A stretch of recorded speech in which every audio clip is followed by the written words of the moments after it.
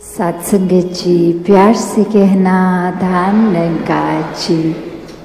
इस निराकार को देखकर मन में पहले बसाया जाए, इससे प्रेम किया जाए, तो ऐसा ही भाव संतों ने भी हमेशा समझाया कि कैसे अपने जीवन में हर समय ये कोई भी कार्य करते हुए ये भक्ति उस समय भी की जा सकती है जब कोई काम किया जाता है। ये प्रेम भी हर समय, ये प्यार भी किया जाता है तो भी वही एहसास मन में रहता है कि परमात्मा जब कण कण में है, हर एक में है, तो ये प्यार भी अपने आप स्वाभाविक हो जाता है हर पल में होने के लिए। और अगर किसी पल में भी हमें वो चिड़चिड़ापन, वो बेचैनी का एहसास है, तो वो समय है जहाँ हमें अपने अंदर झांक के देखना है कि अगर ऐसा महसूस हो रहा है तो ये हमारे अंदर का प्रेम, ये सहनशीलता, ये करुणा, दया, ये ऐसी विशाल मन को हमने कहीं खुद ही तो संकीर्ण नहीं कर लिया, और ये काम खुद पे तो फिर कुछ समय का नहीं होता। ये हर पल इस निराकार के एहसास में रह के खुद की बेहतरी के लिए एक शिक्षा जो सत्संग से भी मिलती है और सत्संग समाप्त होने के बाद भी पूरे संसार से, ये कण कण से भी मिलती है। तो ऐसी ही शिक्षाओं को एक अपने अंदर डालकर अपने जीवन को वरदायनीय जीवन बना लें, एक हर एक के परोपकार में लगा लें। ये कोई छटाई करके एक अपने मन मुताबिक बातें और लोगों को नहीं अपनाया या एक दूर किया जाए। ये हर समय के लिए मन के भाव हों कि हर कोई अपने जीवन में भक्ति को अपनाता रहे, एक दूसरे के लिए आदर सत्कार ही मन में हो। तो ऐसे जो बात ये बोलने के लिए तो बहुत ही बेसिक है, शायद कोई छोटे बच्चे को भी ये एक छोटी उम्र से स्कूल में भी शिक्षा के तौर पे एक मॉरल साइंस के रूप में भी बताया जाता है, तो फिर ये ताउम्र बात को क्यों रिपीट किया जाता है? तो बात वही कि अगर सीखा है तो हो सकता है वो कुछ पल के लिए उस तरह से बात प्रभाव छोड़े, पर अगर वो अंदर से ही बात रहती है तो वो हमेशा के लिए रहती है। उसकी कोई शेल्फ लाइफ छोटी कम देर के लिए नहीं। वो गुण फिर हम पहले खुद ही बन जाते हैं। तो जब हम खुद ही वो गुण बन गए, चाहे वो प्रेम बन गए, चाहे विशालता बन गए, चाहे अनेकों गुण जो भी हैं वो बनते जाएंगे, तो जीवन भर वो स्वभाव में भी टिकेगा। तो ऐसा ही जीवन भक्तों का रहा है कि ऊपरी ऊपरी कोई सिखाई नहीं, ये तो रोम रोम अपना इस निराकार के हवाले है और इसी में इकमिक वाली अवस्था है। तो ऐसा ही भक्ति भरा जीवन हर कोई जीता जाए, सेवा सिमरन और सत्संग को प्राथमिकता देते हुए अपने जीवन के हर काम किए जाएं, और उसमें भी फिर वो सेवा रूप ही होगा, चाहे वो किसी प्रकार का भी एक ठीक नियत से किया गया काम हो, कोई चतुर चालाकियां ना उसमें मिले। तो दातार हर एक पे कृपा करे कि हर एक के दिल और कोमल होते जाएं, हर एक के मन के भाव और शुद्ध होते जाएं, हर कोई निष्काम भाव से सेवा करता जाए, एक पूरे संसार के लिए ही एक हमारा एक कंपैशन भी मन में हो, और उसी तरह फिर ये पूरे समाज के लिए, संसार के लिए अपनी कंट्रीब्यूशन वो पॉजिटिव हर कोई देता जाए कि कैसे अपने जीवन में हर पल ये चलते ही जाना है। ये एक स्टैटिक, एक अपनी जगह थम के ये जीवन नहीं जिया जा सकता, और कैसे ये स्थिर जीवन होते हुए भी ये जो मूवमेंट की बात, कि ये चलते रहने की बात, वो बात यही कि इस निराकार, इस दातार को जीवन में बसाना होगा।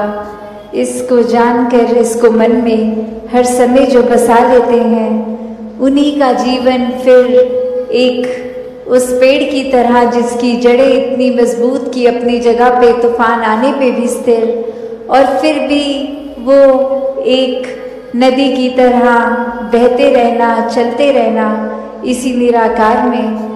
तो ऐसे जीवन को संत हमेशा जी कर दिखाते हैं कि कैसे कोई भी सिचुएशन हमें उस तरह से उनके काबू में नहीं आता।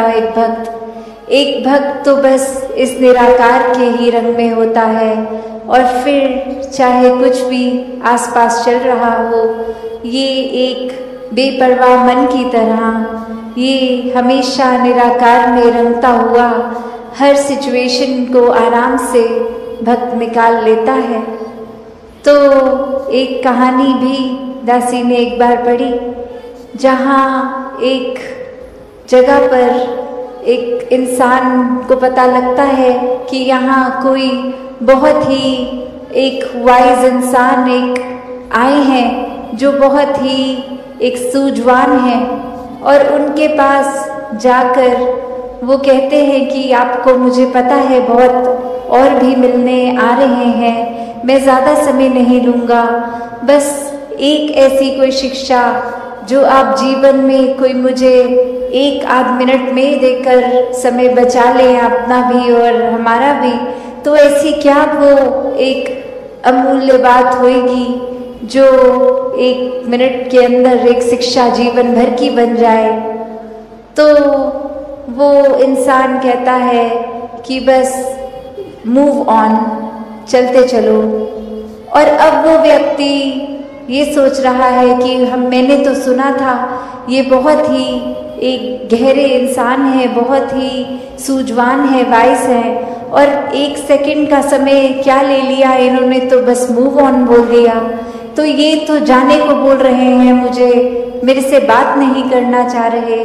और अभी इसी सोच विचार में वो इंसान 2 कदम पीछे होके उनसे सोचने ये बात लगा, और फिर 1-2 व्यक्ति और इस दौरान आके उस इंसान के प्रति अपने भाव रखते गए, चलते गए। और अब वो इंसान वहीं उस बात में अटक गया कि ये मुझे जाने को क्यों कह रहे हैं, और फिर से एक बार हिम्मत करके कहते कि अब ये आपने जो बात कही थी, ये बात आपने मुझे क्या कहा था कि मैं चला जाऊं, ये मूव ऑन करने की बात। और अब वो बुजुर्ग कहते हैं कि आप तो मेरी उस बात से भी अभी तक मूव ऑन नहीं हो पाए। तो ये कंपैरिजन्स, ये तुलना जीवन में अक्सर हर दिन ही कहीं ना कहीं दिमाग में आ जाती हैं। चाहे वो कंपैरिजन फिर एक अपने लाइफस्टाइल का हो कि हम किस तरह का जीवन जी रहे हैं, क्या क्या सुख साधन है हमारे पास,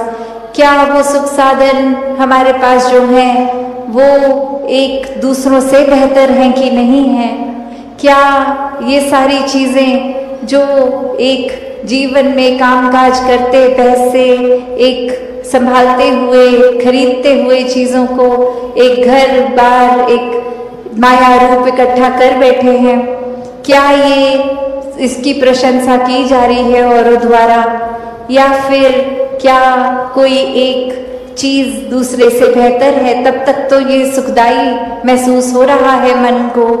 और जिस पल ये ऐसा कि कैसे मैं अपने जीवन को एक नैरो माइंडेड दृष्टिकोण से ही देख रही थी कि ये दुख सिर्फ मेरा ही है, किसी और के हिस्से दुख नहीं आता, सभी ने खुशियाँ महसूस की हैं। और किस तरह आज हर घर में जाके मेरी आंखें खुली कि ये नज़रिया, ये मेरी नैरो माइंडेडनेस, ये बहुत ही लिमिटेड सोच थी, और इसी वजह से एक लार्जर विजन नहीं देख पा रही थी। तो कैसे एक समझाने का कहानी से भाव यही कि हर किसी के हिस्से जो है वो हर एक पे डिपेंड करता है कि हमने उस परिस्थिति का क्या करना है। एक हर एक के पास एक जैसी चीज़ आई है अगर, तो जो समय जीवन का मिला है, ये श्वासें मिली हैं, इसको एक प्यार के साथ काटनी है, एक सहज हो के स्थिर मन के साथ रहना है, या फिर एक बेचैनी में ही जीवन काट देना है। एक नफरतों में, उलझनों में रहकर ही एक खुद के ऊपर और ऐसे बंधन बांध लेने हैं कि फिर खुल के सांस भी नहीं आ पाई। फिर तो एक दिल से दूसरे दिल तक ये रास्ता भी नहीं। एक खुद को दीवारों में इतना बांध लिया कि हर कोई फिर ऐसा दिखता है कि ये इंसान से प्यार नहीं हो सकता, इस इंसान के प्रति हम कुछ ऐसा महसूस नहीं कर सकते, ये इंसान तो सिर्फ एक कमियों का भरा हुआ है। तो बात वही जो हमेशा से संतों ने समझाई कि कमियां अगर देखनी ही हैं तो खुद में देखो, खुद को संवारो, और फिर ये नज़रिया ऐसा बन जाएगा कि हर कोई ही बहुत ही प्यारा अपना खुद का एक रिफ्लेक्शन ही नज़र आएगा। तो कैसे इस जीवन में हर कोई जो जीता है जीवन को, वो उसी भाव से कि ये एकत्व की जो आज बात हो रही है, ये परमात्मा के साथ एक होना, और फिर एक बाय प्रोडक्ट की तरह पूरे संसार के हर मनुष्य, पूरी कुदरत के साथ ये एकत्व हो जाता है। फिर ये अवस्था आ जाती है कि मन में फिर हर जगह ही चाहों और ये खूबसूरती, ये अपनेपन का भाव आ जाता है। फिर कोई भी पराया नहीं है, किसी के प्रति ये बुरे भाव नहीं आते।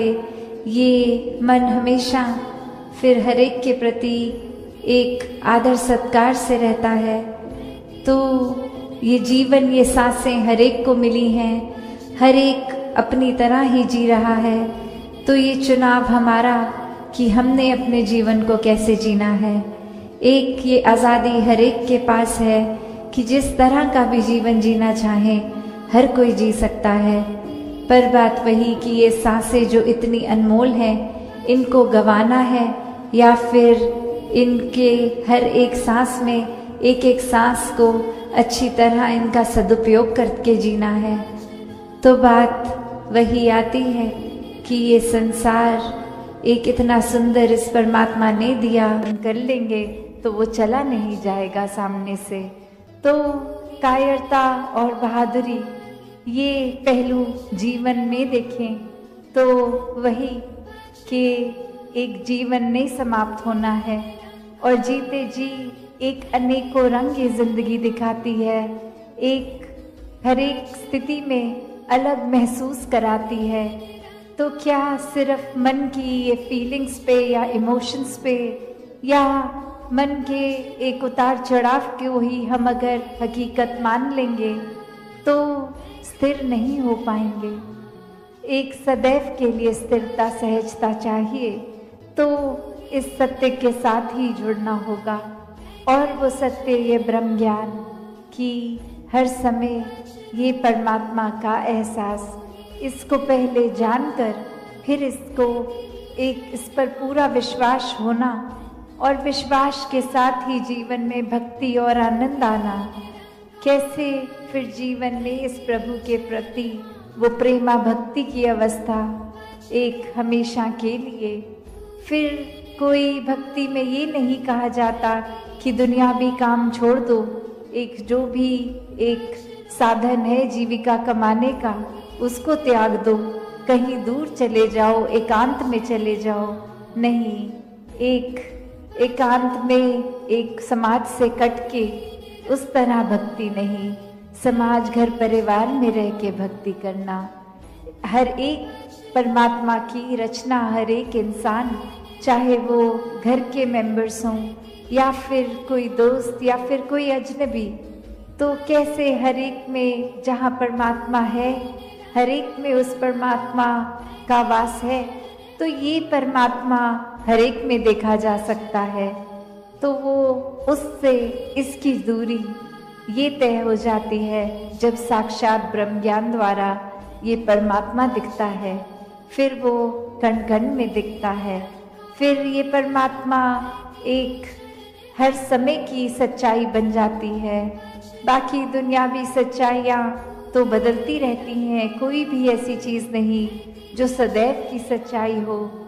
एक शरीर को भी हम ले तो ये भी बदल जाता है, हमारे सोच ख्याल को लें ये भी बदल जाते हैं, कोई भी तत्व ले लें वो भी अपना रूप बदल लेता है।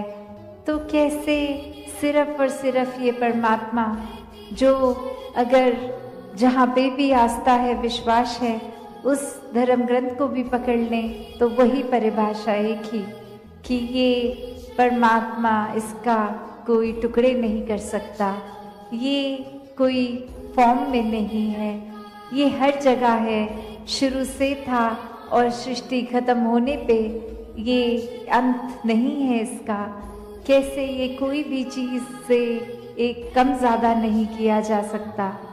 तो जो ये सच्चाई को पहचान लेता है, वाक्य में वो अपनी हकीकत भी पहचान लेता है कि एक शरीर से जुड़ी हुई एक शॉर्ट टर्म, एक छोटे, एक कुछ सालों के लिए कम समय की एक सच्चाई नहीं, पर सदैव रहने वाली सच्चाई। कैसे फिर मन परिस्थितियों के साथ एंग्शियस नहीं होता, एक मन में ऐसे ख्याल नहीं आते जो बेचैन कर देते हैं, क्योंकि सब में ही ये परमात्मा का हाथ एक आशीर्वाद रूप ही दिखता है कि अभी अगर ये परिस्थिति आई है तो हमें इस परिस्थिति से क्या सीखना है, हमें अपना कॉन्डक्ट कैसे रखना है। तो हर किसी चीज़ में जब एक हम कण कण से शिक्षा ले लेते हैं तो वाकई ही परमात्मा का एहसास कण कण में हुए, और ये एहसास कोई भी चीज़ से हो सकता है। तो एक बार जब इस परमात्मा से जुड़ गए ब्रह्म ज्ञान द्वारा, तो फिर दुनिया की कोई भी चीज़ फिर एक डामाडोल नहीं करती, फिर सिर्फ एक हम उस चीज़ के मोहताज नहीं रह जाते कि जब जब जीवन में हमारे हिसाब से जीवन चल रहा है तब तो परमात्मा है, वरना एक नहीं कोई हमारे मुताबिक चीज़ चली तो परमात्मा को ही कोसते चले गए। परमात्मा से ये मन की एक शक की बात कि परमात्मा हो भी कि नहीं हो, अगर हो तो हमारी क्यों नहीं सुनते हो, एक हमारे ही शरीर में क्यों तकलीफ दी, एक हमें ही कोई धनहीन क्यों रखा, एक हमें ही ऐसी परेशानियां जीवन के इतने पड़ाव पे इतने लगातार क्यों दी। भक्त तो जानते हैं कि परमात्मा का होना ही सच्चाई है, परमात्मा द्वारा हर पल जीवन का ये प्रसाद रूप है, इसको अब कैसे निभाना है वो हम पे है। एक हमारी चेतनता, उसको प्रयोग में लाना है कि कैसे एक कर्म जहाँ करने की आज़ादी है वहाँ किस तरह चुनाव करना है, कि किस समय में कौन से कर्मों को करना है। और उत्तर बहुत ही सरल कि हम कर्म भी वो करते हैं जो हमारी सोच बन जाती है, जो चरित्र बन जाता है, जो बोली भाषा जैसी बन जाती है। तो बात वही कि जब ये परमात्मा को ही मन में बसाएंगे तो हर पल इसी का शुक्राना होगा, इसी का एहसास होगा और इसी परमात्मा के ऊपर जीवन आधारित होगा, तो कर्म भी बहुत पावन बन जाएंगे। एक पूरी दुनिया के लिए एक दिल से सेवा होगी, एक पूरी दुनिया के लिए जीवन बीतेंगे, सिर्फ एक अपने लिए सेल्फिश होके, खुदगर्ज होके नहीं, पर वाक्य में बाकी दुनियावी सच्चाइयाँ तो बदलती रहती हैं, कोई भी ऐसी चीज़ नहीं जो सदैव की सच्चाई हो। एक शरीर को भी हम ले तो ये भी बदल जाता है, हमारे सोच ख्याल को ले ये भी बदल जाते हैं, कोई भी तत्व ले लें वो भी अपना रूप बदल लेता है। तो कैसे सिर्फ और सिर्फ ये परमात्मा जो अगर जहाँ पे भी आस्था है, विश्वास है, उस धर्म ग्रंथ को भी पकड़ लें तो वही परिभाषा एक ही कि ये परमात्मा, इसका कोई टुकड़े नहीं कर सकता, ये कोई फॉर्म में नहीं है, ये हर जगह है, शुरू से था और सृष्टि खत्म होने पे ये अंत नहीं है इसका। कैसे ये कोई भी चीज़ से एक कम ज़्यादा नहीं किया जा सकता।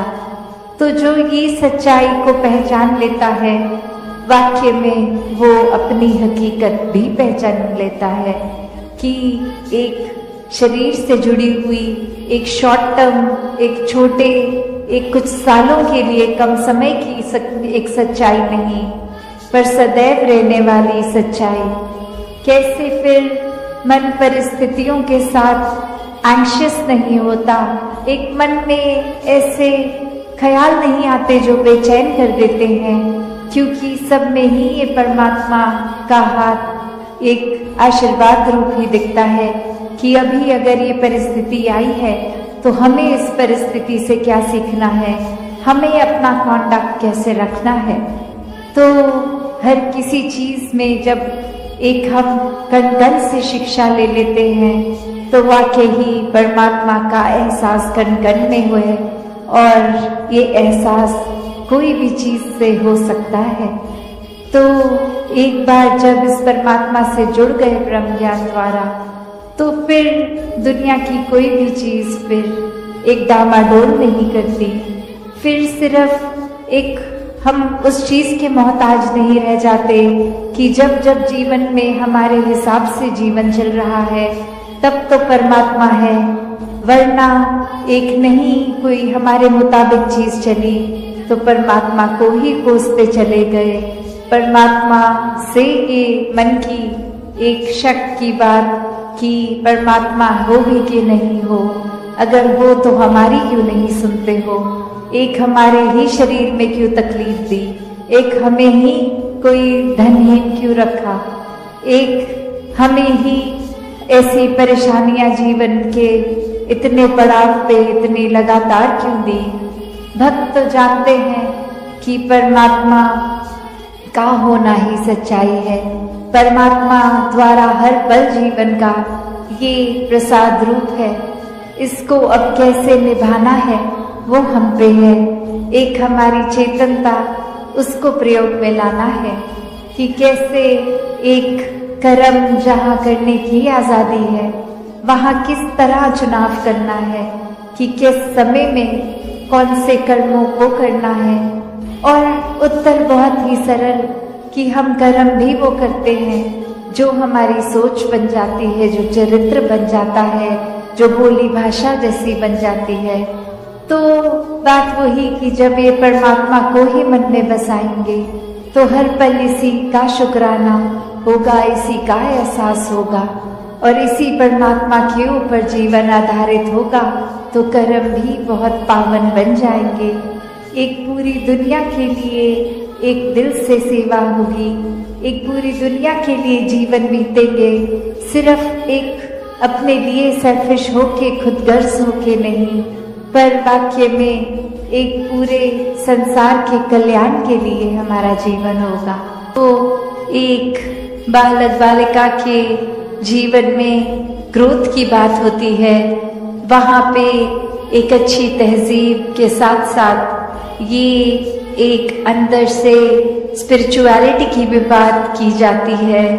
ये चाहे इस निराकार को देखकर मन में पहले बसाया जाए, इससे प्रेम किया जाए, तो ऐसा ही भाव संतों ने भी हमेशा समझाया कि कैसे अपने जीवन में हर समय ये कोई भी कार्य करते हुए ये भक्ति उस समय भी की जा सकती है जब कोई काम किया जाता है, ये प्रेम भी हर समय, ये प्यार भी किया जाता है, तो भी वही एहसास मन में रहता है कि परमात्मा जब कण कण में है, हर एक में है, तो ये प्यार भी अपने आप स्वाभाविक हो जाता है हर पल में होने के लिए।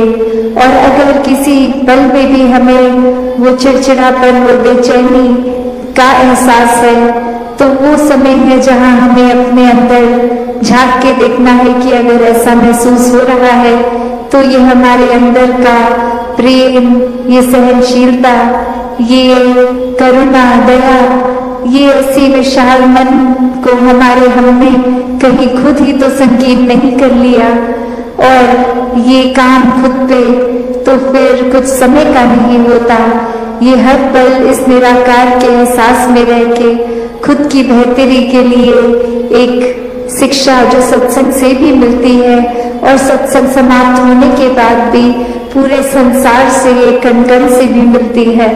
तो ऐसी ही शिक्षाओं को एक अपने अंदर डालकर अपने जीवन को वरदायी जीवन बना लें, एक हर एक के परोपकार में लगा लें। ये कोई छटाई करके एक अपने मन मुताबिक बातें और लोगों को नहीं अपनाया या एक दूर किया जाए। ये हर समय के लिए मन के भाव हो कि हर कोई अपने जीवन में भक्ति को अपनाता रहे, एक दूसरे के लिए आदर सत्कार भी मन में हो। तो ऐसे जो बात ये बोलने के लिए तो बहुत ही बेसिक है, शायद कोई छोटे बच्चे को भी ये एक छोटी उम्र से स्कूल में भी शिक्षा के तौर पे एक मॉरल साइंस के रूप में भी बताया जाता है, तो फिर ये ताउम्र बात को क्यों रिपीट किया जाता है? तो बात वही कि अगर सीखा है तो हो सकता है वो कुछ पल के लिए उस तरह से बात प्रभाव छोड़े, पर अगर वो अंदर से ही बात रहती है तो वो हमेशा के लिए रहती है। उसकी कोई शेल्फ लाइफ छोटी कम देर के लिए नहीं। वो गुण फिर हम पहले खुद ही बन जाते हैं।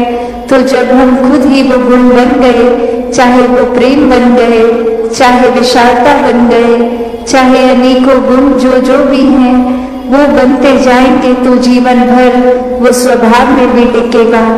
तो ऐसा ही जीवन भक्तों का रहा है कि ऊपरी ऊपरी कोई सिखाई नहीं, ये तो रोम रोम अपना इस निराकार के हवाले है और इसी में इकमिक वाली अवस्था है। तो ऐसा ही भक्ति भरा जीवन हर कोई जीता जाए, सेवा सिमरन और सत्संग को प्राथमिकता देते हुए अपने जीवन के हर काम किए जाएं और उसमें भी फिर वो सेवा रूप ही होगा, चाहे वो किसी प्रकार का भी एक ठीक नियत से किया गया काम हो, कोई चतुर चालाकियां ना उसमें मिले। तो दातार हर एक पे कृपा करे कि हर एक के दिल और कोमल होते जाएं, हर एक के मन के भाव और शुद्ध होते जाएं, हर कोई निष्काम भाव से सेवा करता जाए, एक पूरे संसार के लिए ही एक हमारा एक कंपैशन भी मन में हो और उसी तरह फिर ये पूरे समाज के लिए, संसार के लिए अपनी कंट्रीब्यूशन को पॉजिटिव हर कोई देता जाए कि कैसे अपने जीवन में हर तरह ये चलते ही जाना है। ये एक स्टैटिक एक अपनी जगह थम के जीवन नहीं जिया जा सकता और कैसे स्थिर जीवन होते हुए भी ये जो मूवमेंट की बात कि ये चलते रहने की बात, वो बात यही कि इस निराकार इस दातार को जीवन में बसाना होगा। इसको जानकर इसको मन में हर समय जो बसा लेते हैं, उन्हीं का जीवन फिर एक उस पेड़ की तरह जिसकी जड़ें इतनी मजबूत की अपनी जगह पे तूफान आने पे भी स्थिर और फिर भी वो एक नदी की तरह बहते रहना, चलते रहना इसी निराकार में। तो ऐसे जीवन को संत हमेशा जी कर दिखाते हैं कि कैसे कोई भी सिचुएशन हमें उस तरह से उनके काबू में नहीं आता है। एक भक्त तो बस इस निराकार के ही रंग में होता है और फिर चाहे कुछ भी आसपास चल रहा हो, ये एक बेपरवाह मन की तरह ये हमेशा निराकार में घूमता हुआ हर सिचुएशन को आराम से भक्त निकाल लेता है। तो एक कहानी भी दासी ने एक बार पढ़ी, जहाँ एक जगह पर एक इंसान को पता लगता है कि यहाँ कोई बहुत ही एक वाइज इंसान एक आए हैं जो बहुत ही एक सूझवान है और उनके पास जाकर वो कहते हैं कि आपको मुझे पता है बहुत और भी मिलने आ रहे हैं, मैं ज्यादा समय नहीं लूंगा, बस एक ऐसी कोई शिक्षा जो आप जीवन में कोई मुझे 1-8 मिनट में देकर समय बचा लें, अपना भी और हमारा भी, तो ऐसी क्या वो एक अमूल्य बात होगी जो 1 मिनट के अंदर एक शिक्षा जीवन भर की बन जाए। तो वो इंसान कहता है कि बस मूव ऑन, चलते चलो। और अब वो व्यक्ति ये सोच रहा है कि मैंने तो सुना था ये बहुत ही एक गहरे इंसान है, बहुत ही सूझवान है, वाइस है, और 1 सेकंड का समय क्या ले लिया इन्होंने, तो बस मूव ऑन बोल दिया। तो ये तो जाने को बोल रहे हैं मुझे, मेरे से बात नहीं करना चाह रहे। और अभी इसी सोच विचार में वो इंसान 2 कदम पीछे होके उनसे सोचने के बाद लगा, और फिर 1-2 व्यक्ति और इस दौरान आके उस इंसान के प्रति अपने भाव रखते गए, चलते गए। और अब वो इंसान वही उस बात में अटक गया कि ये मुझे जाने को क्यों कह रहे हैं, और फिर से एक बार हिम्मत करके कहते कि अब ये आपने जो बात कही थी, ये बात आपने मुझे क्या कहा था कि मैं चला जाऊं, ये मूव ऑन करने की बात। और अब वो बुजुर्ग कहते हैं कि आप तो मेरी उस बात से भी अभी तक मूव ऑन नहीं हो पाए। तो ये कंपैरिजन, ये तुलना जीवन में अक्सर हर दिन ही कहीं ना कहीं दिमाग में आ जाती है।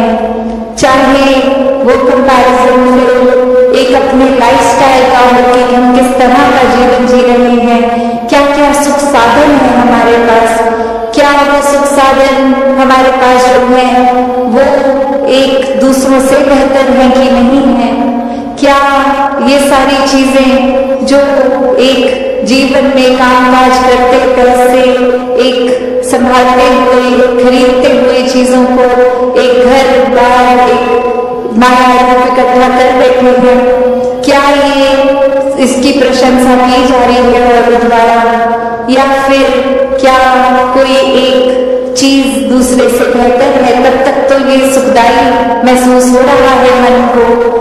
और जिस पल ये कि कैसे मैं अपने जीवन को एक नैरो माइंडेड दृष्टिकोण से ही देख रही थी कि ये दुख सिर्फ मेरा ही है, किसी और के हिस्से दुख नहीं आता, सभी ने खुशियां महसूस की हैं। और किस तरह आज हर घर में जाके मेरी आंखें खुली कि ये नजरिया, ये मेरी नैरो माइंडेडनेस, ये बहुत ही लिमिटेड सोच थी, और इसी वजह से एक लाजोविजन नहीं देख पा रही थी। तो कैसे एक समझाने का कहानी से भाव यही कि हर किसी के हिस्से जो है वो हर एक पे डिपेंड करता है कि हमने उस परिस्थिति का क्या करना है। एक हर एक के पास एक जैसी चीज आई है अगर, तो जो समय जीवन का मिला है, ये श्वासें मिली हैं, इसको एक प्यार के साथ काटनी है, एक सहज हो के स्थिर मन के साथ रहना है, या फिर एक बेचैनी में ही जीवन काट देना है, एक नफरतों में, उलझनों में। इसको पहचान कर फिर श्रद्धा, विश्वास, भक्ति भरा जीवन और मन को हर पल इसी के साथ स्थिर रखने के भाव, भक्तों के जीवन से ये जो शिक्षाएं मिली, ये कोई सिर्फ आज सत्संग के समय के ये टाइम तक की नहीं है, ये तो जीवन भर के लिए है कि कैसे अपने जीवन में ये सुधार ला सकें। कैसे आज अनेकों संतों ने समझाया और युगों से संत समझाते हैं कि भक्ति एक प्यार की बात है, ये भक्त और भगवान के रिश्ते की है। कैसे अपनी भक्ति को और मजबूत करें, एक भक्ति जो इस परमात्मा के दर्शन साक्षात हर समय करते हुए की हो। कैसे जीवन में फिर एक चेतनता का इस्तेमाल करते हुए हर समय अवेयर होके, एक हर समय में लिविंग इन द मोमेंट, उस समय भी ये सोते जागते उठते बैठते हर समय की श्रेष्ठता तभी है जब एहसास में निराकार हो। ये जो मिडिल पाथ, ये मध्य मार्ग की भी बात, और कैसे अपने जीवन को बैलेंस रखना है, जहाँ ये ब्रह्म ज्ञान रूप तो आ गया और अपने जीवन में कर्मों को भी एक वो बैलेंसिंग फैक्टर साथ कि जब तक ये ज्ञान वाकई ही जीवन में नहीं ढलता तब तक वो भी ज्ञान, ब्रह्म ज्ञान किसी भी काम का नहीं और जीवन के हर पल में है। तो वाकई ही ये संगम बहुत ही सुनहरा, और साथ ही ये बैलेंस सिर्फ ज्ञान और कर्म की बात नहीं है, ये सेवा, सुमिरन, सत्संग, भक्ति, ये भी बैलेंस की अक्सर ये देखा जाता है कि हम एक मन से तो अगर इस परमात्मा, इस निराकार का सुमिरन कर रहे हैं, पर जीवन में फिर एक सत्संग जाने की रुचि नहीं है, मन में पूरे संसार के लिए सेवा भाव नहीं है, तो फिर ये बैलेंस नहीं है। ये भी अपने आप में, ये जैसे तराजू तो चलो दो चीज़ों का बैलेंस कर सकता है, पर यहाँ ये तीन जगह पे सेवा, सिमरन, सत्संग का बैलेंस है। कैसे एक भक्त का जीवन फिर निराकार के ऊपर ही अलाइन रहता है जब संतों के वचनों को सत्संग रूप में एक श्रेष्ठता दी जाए, ये दिल हर समय परमात्मा के एहसास में हो, मन में फिर भेदभाव नहीं, नफरत नहीं, एक दासों के दास हैं हम, ऐसे भाव से समर्पित होके एक अपने किसी फायदे के लिए नहीं, एक बेगर्ज होके ये सेवा की जाए और इस सेवा में फिर ना देखा जाए कौन है, कहाँ से आया है, ये हर एक के लिए दिल एक समान, हर एक को पूजनीय मानते हुए हर एक के जीवन में किस तरह कंफर्ट आ सकता है। तो ये मध्य मार्ग, ये बैलेंस, ये भक्ति का, और कैसे मानवीय गुणों से फिर युक्त होकर अपने जीवन में इस परमात्मा को एक रखकर स्वयं ही हर एक वो ह्यूमन वैल्यू का साक्षात रूप इंसान बन जाता है। कैसे फिर ये समझ आ जाती है कि ये हलचल दुनिया की तो होती रहेगी, एक ये भाव कि हर समय कुछ ना कुछ तो होता ही रहेगा संसार में, पर ये परमात्मा के ऊपर स्थिर होने से ही मन स्थिर हो पाएगा। वरना तो जैसे जैसे आंखों के आगे जो सिचुएशन है, उस समय जो चल रहा है, मन उसके रंग में रंग जाता है। अभी घर में कुछ खुशी का कारण बना तो दिल बहुत प्रसन्न है, अभी कामकाज में कुछ दिक्कत हुई, मन उदास है, ये फिर मन अपना रूप बदलता रहता है। और कैसे मन को फिर जब जब हर पल इस परमात्मा में रखते हैं तो ये एहसास कि कुछ भी होता चला जाए, ये सुकून में ही रहना है, ये अपने आप सहज जीवन बन जाता है। ये कोई फोर्स नहीं फिर करना पड़ता कि एक फीलिंग तो अनईजी हो रही है, उसको कैसे ईजी करें। एक ये सहजता, सुकून, आनंद की अवस्था स्वयं ही एक आ जाती है।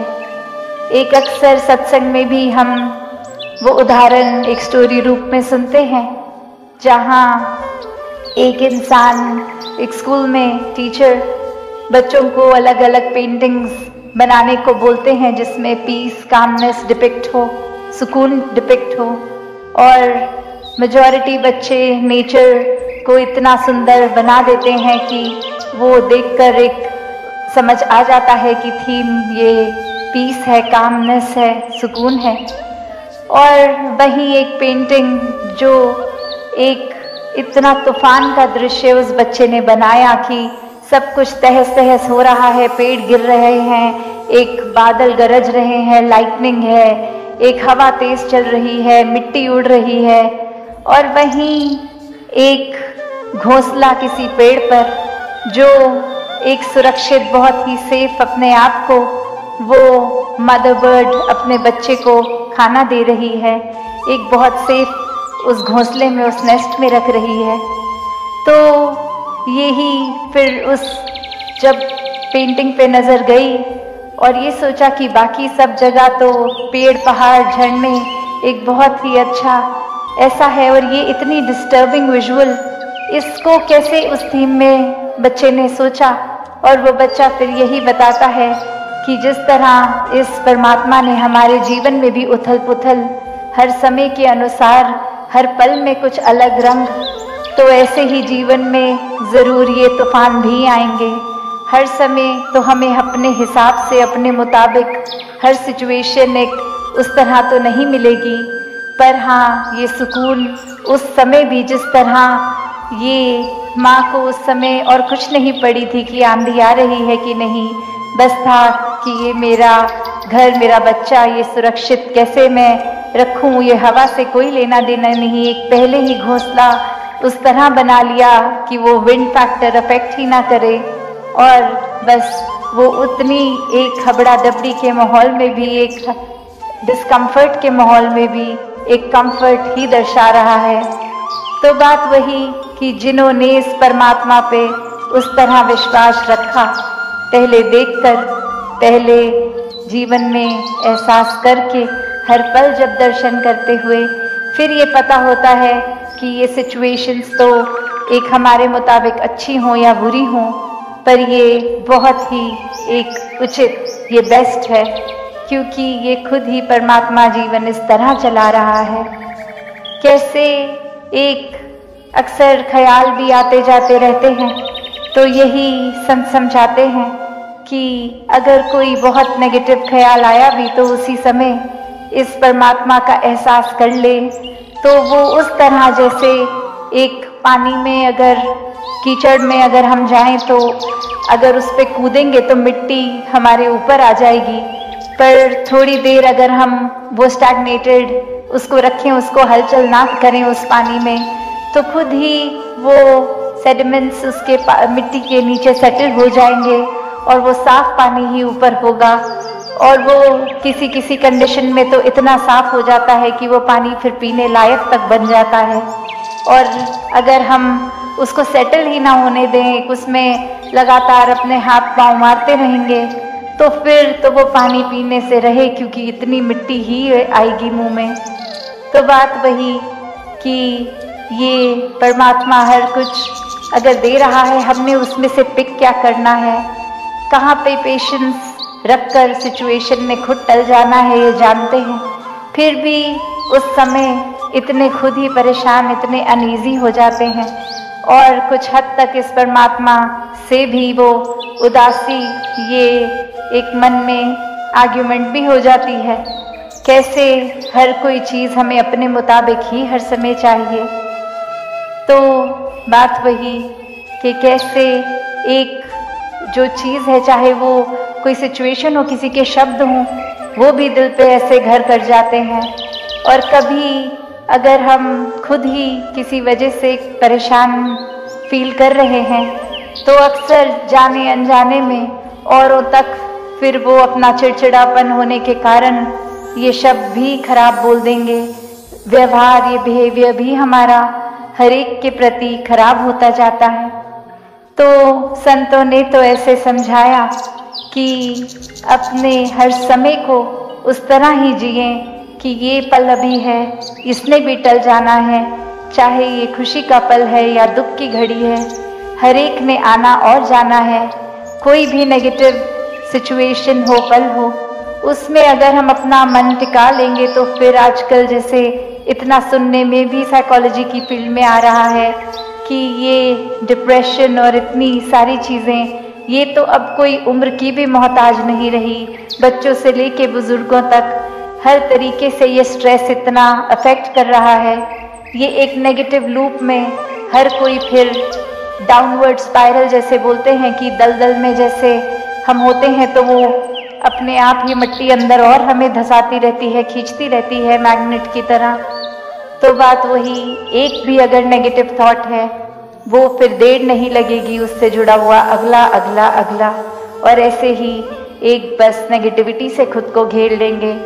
जबकि वहीं वो पहला नेगेटिव ख्याल आते ही अगर उस समय भी परमात्मा को याद रखेंगे, तो वो लूप वहीं एक तरह से वो कड़ी वहीं कट जाती है, फिर वो चेन नहीं बनती, और उसी समय फिर इस परमात्मा के एहसास में आते हैं तो वो यात्रा शिकवे से शुक्राने की बन जाती है। एक कंप्लेंट्स वहीं खत्म और यह समझ आता है कि परमात्मा ने जो भी बख्शा है वो हमारी बेहतरी के लिए है। ये ग्रैटिट्यूड की भी आज जो बात सत्संग में हो रही थी, शुक्राना भाव अगर होगा तो वाकई ही एक जीवन बहुत ही एक पॉजिटिव तरीके से जिया जाएगा। एक अपना बोझ जो है वो भी फिर भारी नहीं लगता, क्योंकि पता है ये बोझ हमारे कंधे पे आने से पहले तो परमात्मा में है, तो ये फिक्र ही नहीं है। एक बस परमात्मा में मन लगा हुआ है। एक भेदभाव हर एक के प्रति खत्म, नफरतों के कारण खत्म, एक दूसरे के प्रति सिर्फ प्यार सत्कार, बोली भाषा में सिर्फ विनम्रता, ऐसे न जाने कितने एक दैवीय गुण जीवन में हर पल स्वयं ही आ जाते हैं और फिर ये जीवन वाकई ही एक वरदान रूप बन जाता है। तो हर किसी के हिस्से में ये भक्ति भरा जीवन जब आ जाता है तो वाकई ही ये मानुष शरीर, ये दिल, जैसे अक्सर कहते हैं कि मन मंदिर, तो वही बात मंदिर में भी अभी हम सत्संग कर रहे हैं। तो ये परमात्मा का वास कण कण में है और ये जो असीम परमात्मा है इसको अपने दिल में बसा के, जीवन में बसा के ये मन को मंदिर कर लें, इस तन को मंदिर कर लें। दातार सभी पे कृपा करे, हर कोई भक्ति में जीवन बिताता चला जाए। सात संगत जी, धन निरंकार जी।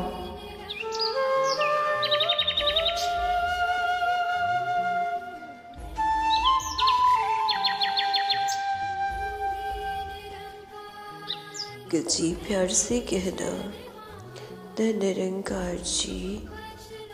सात संगत जी, सब सही हो रहा है, गलत इसलिए लग रहा है क्योंकि हमारे हिसाब से नहीं हो रहा। सात संगत जी, हित सोचे हर देव सभी का, सबके लिए सद्भाव हो, कभी किसी के लिए हमारे मन में न दुर्भाव हो। सात संगत जी, हमने सभी को साथ लेकर चलना है, अपने मन से हर एक को स्वीकार करना है। हम सबके ऐसे ही शुभ भाव बने रहें और अपनी ज़िंदगी संवारते चले जाएं। इस साल में जहां दातार सभी को तन मन धन के सुख दे रहे, वहीं सभी का स्वास्थ्य ठीक रहे और सभी अपने जीवन को ज़्यादा बेहतर कर सके। सात संगत जी, सुनी हुई बात पर भरोसा सोच समझ कर करना चाहिए, क्योंकि कोई भी व्यक्ति आपको कभी भी वो बात नहीं सुनाएगा जिसमें वह सब शामिल हो और वो बात आपको पसंद नहीं आने वाली है।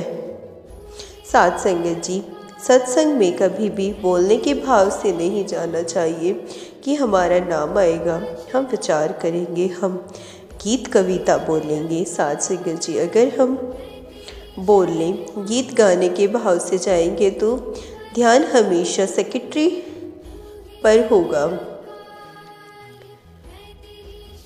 कि कब हमारा नाम आएगा, मुझे बुलाया जाएगा। सात संगत जी, हमारा ध्यान सत्संग सुनने की बजाय अपनी बारी आने के इंतज़ार में रहता है।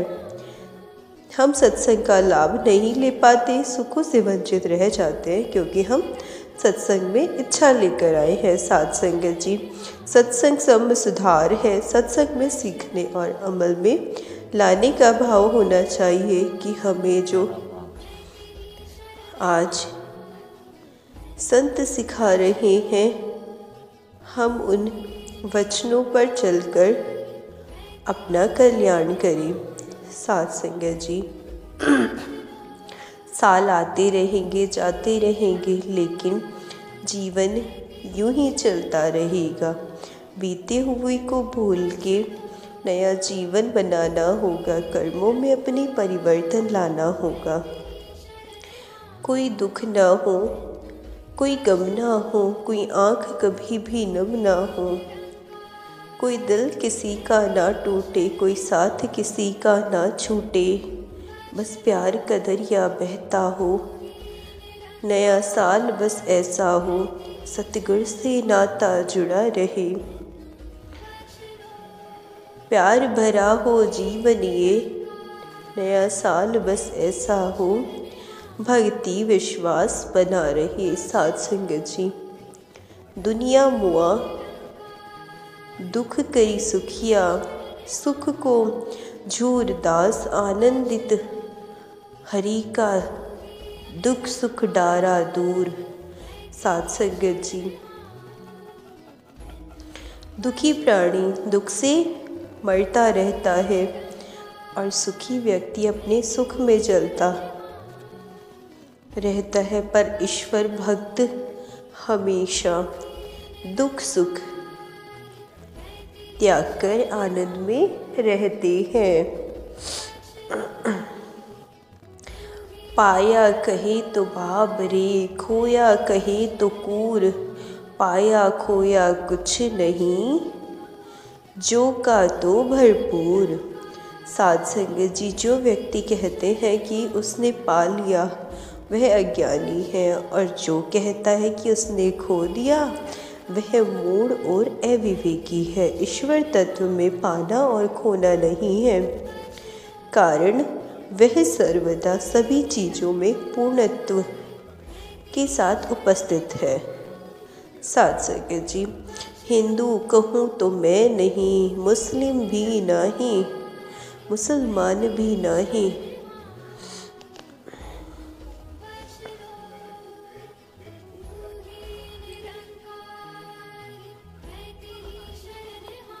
पांच तत्व का पुतला गे भी खेले माही। साथ संगत जी, मैं ना तो हिंदू हूँ अथवा नहीं मुसलमान, इस पांच तत्व के शरीर में बसने वाली आत्मा न तो हिंदू है और ना ही मुसलमान। साथ संगत जी, योगी को धैर्य कहाँ, विवेक कहाँ और निर्भयता भी कहाँ। उसका स्वभाव है निश्चय और वह स्वभाव रहित है। निस्वार्थ रिश्ते की सिलाई कभी असफल नहीं होती, और जब रिश्ते में उम्मीदें बढ़ जाए तो धागे टूटने में वक्त नहीं लगता। तो ज़िंदगी को जी उसे समझाने की कोशिश ना कर, चलते वक्त के साथ तू भी चल, वक्त को बदलने की कोशिश ना कर। दिल खोल कर सांस ले, अंदर ही अंदर घुटने की कोशिश ना कर। कुछ बातें भगवान पर छोड़ दे, सब कुछ खुद सुलझाने की कोशिश ना कर। नाव पानी में चलती है तो कोई प्रॉब्लम नहीं होती, अगर पानी नाव में आ जाए तो प्रॉब्लम ही प्रॉब्लम है।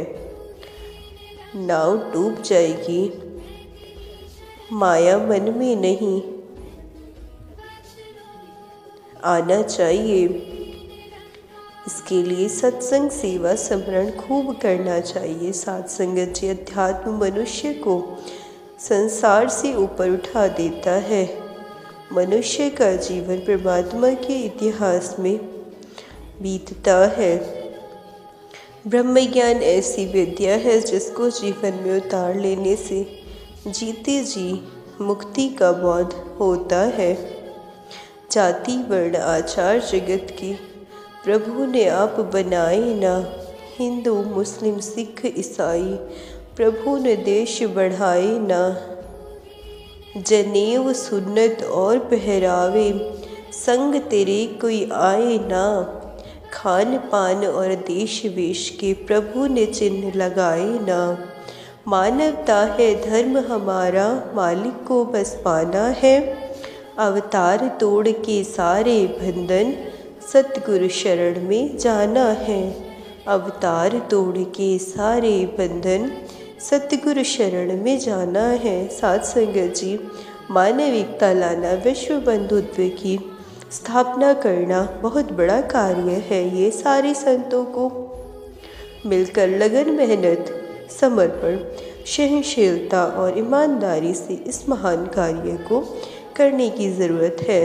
साध संगत जी, बस एक है अपना नारा, जग में हो भाईचारा। नफरत को मिटाना है, यहाँ प्यार अमन का हमने संसार बसाना है। साध संगत जी, संत महात्मा, वली, पीर, पैगंबर जब भी दुनिया में आते हैं, सबको परमात्मा से जोड़ने एवं जोड़ते हुए चले जाते हैं। सतगुरु ने ब्रह्म ज्ञान देकर हमें संत बनाया है। सबको निरंकार से जोड़ते हुए चले जाएं, सबसे पुण्य नेक काम है। आत्मा को परमात्मा से मिलाना, संतों ने बदलना है ये नक्शा कुल संसार का। नफरत की गहरी खाई में पुल बनाना प्यार का। वर्तमान में जिए, निरंकार के शुक्राने में जिए, तभी हमेशा खुश रह पाएंगे। साध संगत जी, सतगुरु से ही ज्ञान की ज्योति मिली है। जीवन की बगिया तो अभी ही खिली है। अंधियारे से भी अब नींद खुली है। भवसागर पार की नैया अब तो चली है। साध संगत जी, जीवन की सारी दौड़ केवल दूसरे से अधिक के लिए है। दूसरे से अधिक पैसा, दूसरे से अधिक पहचान, दूसरे से अधिक शोहरत, दूसरे से अधिक प्रतिष्ठा, यदि यह दूसरे से अधिक पाने के लालसा ना हो तो जीवन एकदम सरल है। उम्र भर कमाया पैसा खत्म हो सकता है, लेकिन जो दुआएं सेवा करने से मिलेगी वो कभी खत्म नहीं हो सकती।